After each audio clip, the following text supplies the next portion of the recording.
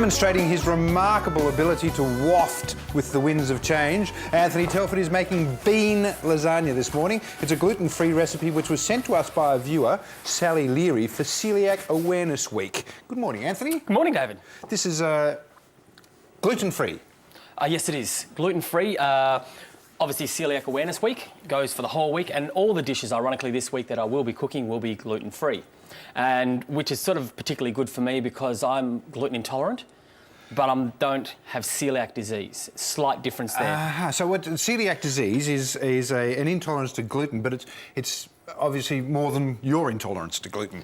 Basically, yes. Mine's almost like comparing a common cold to the full-on flu and having to go to the hospital. Okay. That sort of thing. So I can have small amounts of gluten, I can tolerate it slightly, but I can't go full-on. Okay. Okay. Whereas gluten, celiac disease, just completely out of your system. You've got it for life, and there's nothing much you can do about it except just avoid everything that has gluten. Right, okay. Yep. If you need more information about gluten-free cooking, you can go to our website, of course. Now, you would be across all of this then, and so lasagna it just doesn't sound right. It doesn't, but what I'll get you to do, just very quickly, throw all these ingredients, except for the cheese, into this pot. This is how easy, being that it's Men's Day, just as one. It doesn't matter. All in. Okay. This is how easy this dish is. This is why it appeals to me. So we've got capsicum there, and tomato paste.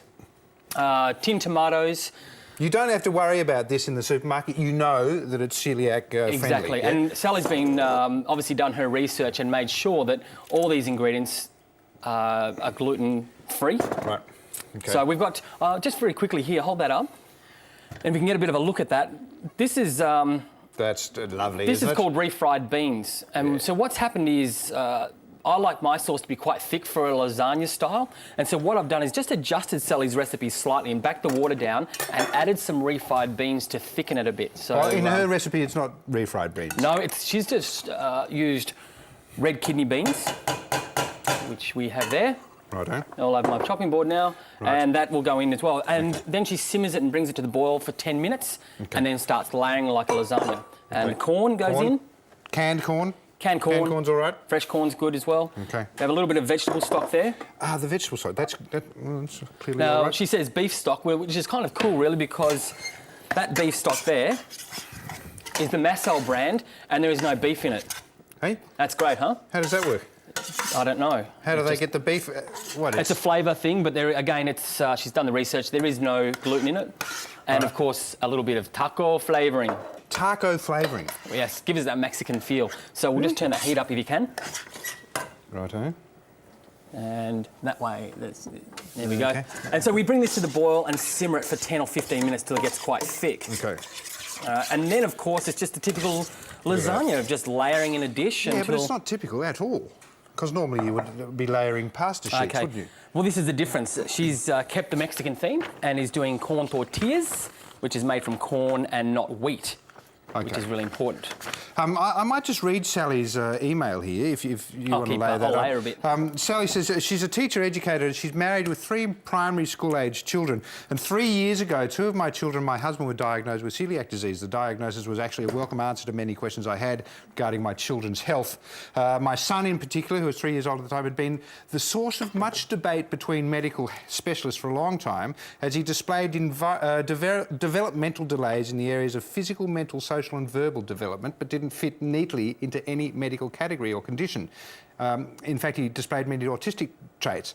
After commencing a gluten-free diet, the transformation of my son in all the above-mentioned areas of development was nothing short of miraculous. What amazing that you could go through that, all those concerns, and finally realise that it was because of having celiac disease. Yeah, and as she said, it is nothing short of miraculous, because once you're on the other side of discovering what this issue is, the changes you make in your lifestyle by dropping wheat-based foods and getting rid of gluten from your diet is quite amazing. And it is hereditary. So as she mentioned, 2 of her 3 children have and her husband are celiacs, but 1 misses out, which actually encouraged her to write this book here.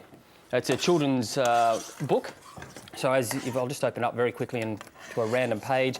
So as you see, it's written as in the style of a kid's book. Yeah. And the theme of this book actually is 2 of the children in the book have celiac disease and 1 doesn't. So I'm guessing Sally's based this around her children. Dave, you can keep layering there for me, would be great. Certainly, Anthony. Bit of this, bit of cheese, bit of sauce.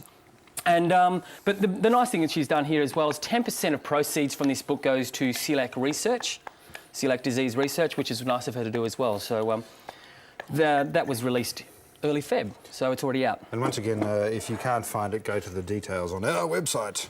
Exactly. So you've got the theme here, corn tortillas. Look, there are other things you can use if you don't want to use corn tortillas. In the health food section, you'll find gluten-free lasagna sheets made from rice, as well as this little groovy number I found as well was rice lasagna sheets found in an Asian section of the local supermarket. So look out for those sort of things. So there's so many options. It's very much the same vibe as doing tacos and tortillas, isn't it? Exactly, just layering it and then we bake it off.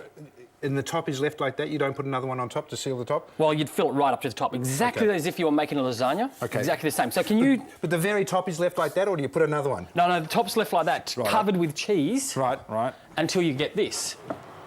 Look at that. Like I've done it more of a... There we go. So it looks more like a lasagna. Okay, so we've obviously used... That comes from that? Well, it's funny how the dish changes, isn't it, in baking? That's remarkable there. There we go. Okay. Let's serve a slice of this up. Slice that up. What would you serve it with? I've just served it with a salad. Salad? Yeah, keep it really simple. There are no problems in a salad for celiac? No. There's only one. If I would avoid malt vinegar in a salad dressing because malt does have gluten. There we go. Lovely. Simple. It's going to be really screamingly hot too, isn't it? It will be hot, David. Okay. This should be interesting, actually. How is that? That's very nice. I would possibly use more sauce. There we go. So... Apart from that, it's marvellous. Sally's recipe for this Italian-Mexican fusion is on our website, and we'll be back with more after this. Thank you, Anthony. Pleasure. Thank you.